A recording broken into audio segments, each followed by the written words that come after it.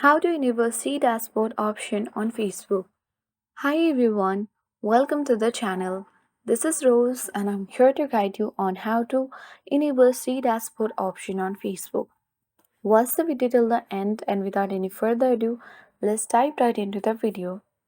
Launch Facebook application on your device and then sign in to your account. Tap three-line icon at top right corner and select your username at top. Now, you need to refresh the page once and then you will get access to this section.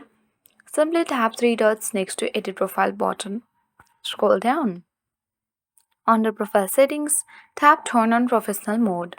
Tap Turn on and go through all the prompts given on the screen. And after that, tap Confirm button. And here you can see the monetization tools. Simply check for it and tap the Next button. You can celebrate with the profile frame. If you don't want, tap Escape and tap Go to Professional Dashboard, and here you can easily see your challenges and achievements.